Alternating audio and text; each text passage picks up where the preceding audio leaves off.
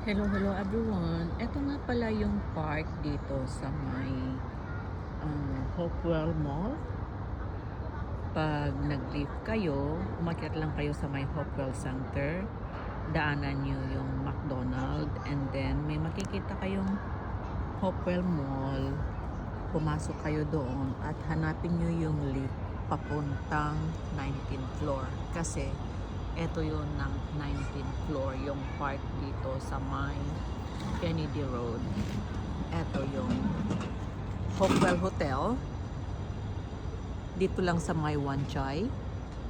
Ang Hopewell Hotel na ito ay 5-star.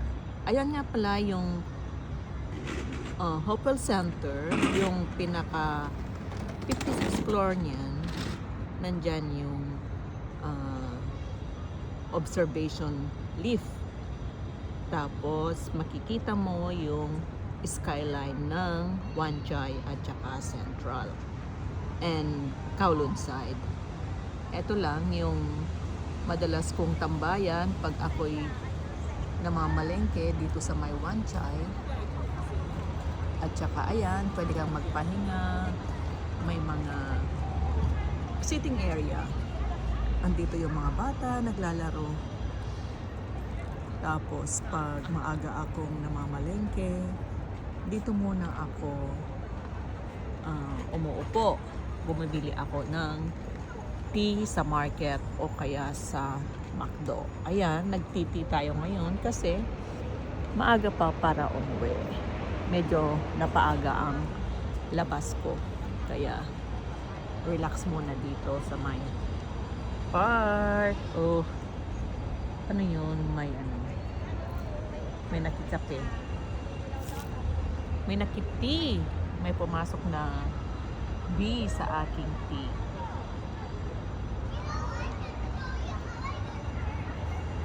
Tapos yan, ina-exercise din nila si Lola. Kaya ang ganda ng mga park dito sa Hong Kong. Ano? Napakalinis. Yan, may mga upuan, may mga bulaklak din. Ayan. Kaya ako umakyat dito kasi kala ko maaabutan ko yung sunshine. Hindi na. Nandyan na sa taas ng Hopewell Mall yung sunshine.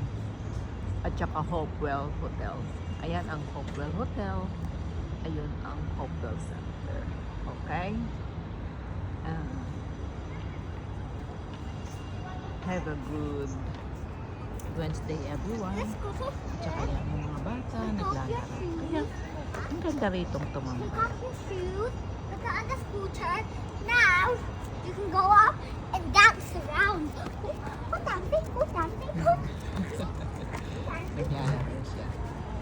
Nakakatawa yung mga batang marunong maglaro. Ano? Ang galing naman niya, tingnan mo. Tinanggal din niya yung shoes niya bago siya umakyat. Ayan ang naturuan na bata. Okay, thank you.